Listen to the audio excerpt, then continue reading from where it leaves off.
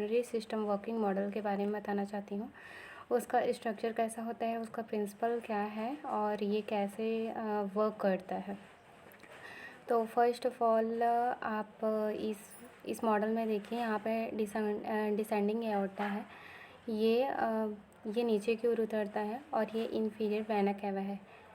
Inferior vena cava जो हमारे पेट के पिछले हिस्से में होता है उससे जुड़ा हुआ होता है।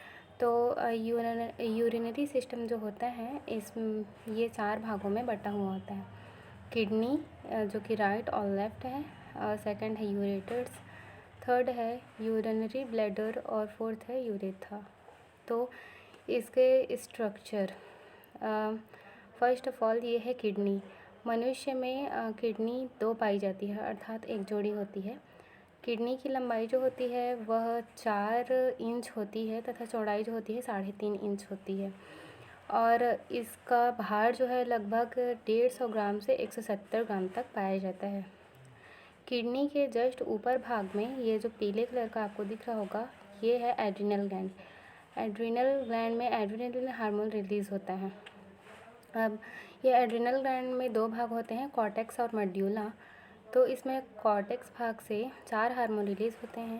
पहला है लिंग हार्मोन, जिसमें एस्ट्रोजन और प्रोजेस्टेरोन हार्मोन होता है। दूसरा है ग्लूकोकॉर्टिकॉइड हार्मोन, तीसरा है कॉर्टिसोल हार्मोन, चौथा है मिनरलोकॉर्टिकॉइड हार्मोन। उसके बाद जो इसका सेकंड पार्ट होता है मेड्यूला। मेड्यूला में 2 हार्मोन रिलीज़ होता है, एड्रेनलिन हार्मोन और नॉर एड्रेनलिन हार्मोन रिलीज़ होता है। अब ये जो वृक्क है किडनी के अंदर नेफ्रॉन पाया जाता है, जो कि रक्त को शुद्ध करने का कार्य करता है और ब्लड में उपस्थित वर्ज्य पदार्थ या फिर वेस्टेज मटेरियल जो होता है यूरिया, यूरिक एसिड, ये सबको बाहर निकालने का कार्य करता है। हमारे जो किडनी होती है उसमें नेफ्रॉन की संख्या लगभग 2 लाख तक की होती है। और सेकंड पार्ट है यूरेटर्स। तो ये जो यूरेटर्स होता है, ये जो यूरेटर है वो वृक्क के अंदर उपस्थित वृक्क नलिकाओं से जुड़ा हुआ होता है। जब कभी भी वेस्टेज मटेरियल जो है वह वृक्क नलिकाओं के द्वारा यूरेटर्स में आता है, तो यूरेटर में एक प्रकार की गति स्टार्ट हो जाती है, जिसके कारण यूरेटर में आने वाला जो वेस्टेज मटेरियल है वो सीधे द्रव के रूप में यूरिनरी ब्लैडर में आकर गिरता है। थर्ड पार्ट है यूरिनरी ब्लैडर। तो यूरिनरी ब्लैडर जो है वह एक ट्रांसपेरेंट संरचना होती है।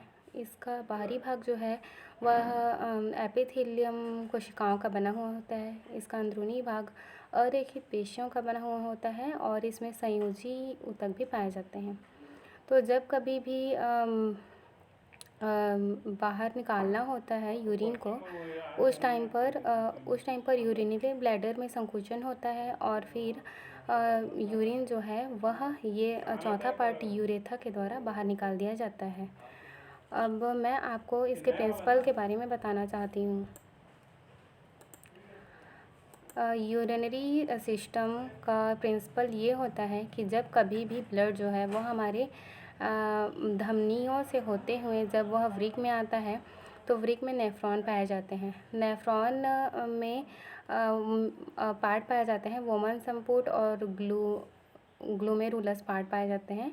ये ना रक्त को शुद्ध करने का कार्य करते हैं, फिर उसको यूरेटर में भेज देते हैं, उस यूरिन को मतलब वेस्टेज मटेरियल को, और फिर वो यूरिनरी ब्लैडर में जमा हो जाता है और फिर यूरेथ्रा के द्वारा बाहर निकाल दिया जाता है। ये इसका शॉर्टली प्रिंसिपल है। अब मैं आपके यूरिन फॉर्मेशन कैसे होता है इसके बारे में बताना चाहती हूँ। तो यूरिन फॉर्मेशन में 3 पार्ट होता है, अति सूक्ष्म क्षरण, पुनः अवशोषण और तीसरा वर्ग है सिक्रेशन।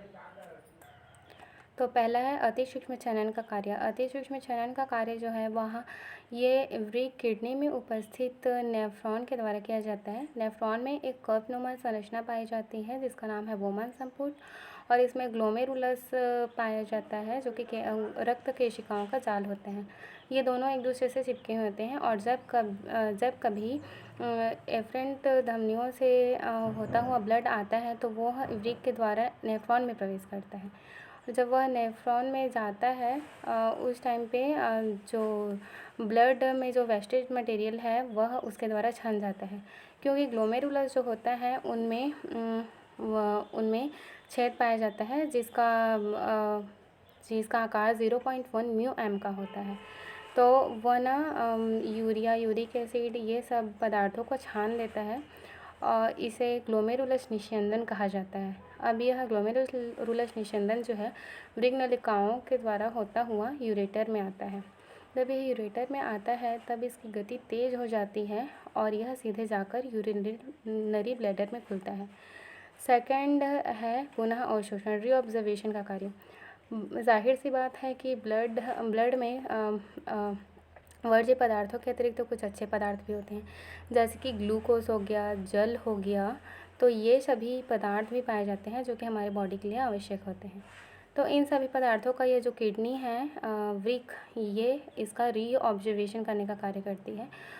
इसकी एपिथेलियम कोशिकाएं उसको ऑब्जर्व करती है और जब वो उसको ऑब्जर्व करती है तब उतना टाइम ना इसमें जल की मात्रा अधिक बढ़ जाती है, 90% हो जाती है और यह एक गाढ़ा द्रव का रूप ले लेती है। अब यह द्रव इस यूरेटर से होता हुआ यूरिनरी ब्लैडर में जाता है।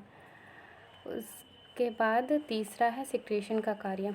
जैसा कि मैंने बताया कि ये ऑब्ज़र्व करती है अच्छे मटेरियल को, तो उस टाइम पर इसमें सिक्रेशन भी होता है और फिर उसके बाद यह यूरिनरी ब्लैडर में आ जाता है यूरेटर्स के द्वारा। फिर यह इसमें एकत्रित कर लिया जाता है। अब जब कभी भी इसमें संकुचन होता है तब जो यूरिन है वह हमारी बॉडी से बाहर निकाल दिया जाता है। इस प्रकार ये वर्क करता है। अब मैं आपको एक छोटा सा वीडियो बताने वाली हूँ जिसमें मैंने ब्लड का तो यूज़ नहीं किया है, बट मैंने उसके बजाय पानी का यूज़ किया है। ये देखिए, यहाँ पर ब्लड जाता है और वृक्क के अंदर में नेफ्रॉन पाया जाता है। नेफ्रॉन से छन कर ये सीधा यूरेटर से होता है यूरिनरी ब्लैडर में आकर जमा हो जाता है, इस प्रकार। Okay, thank you all of you.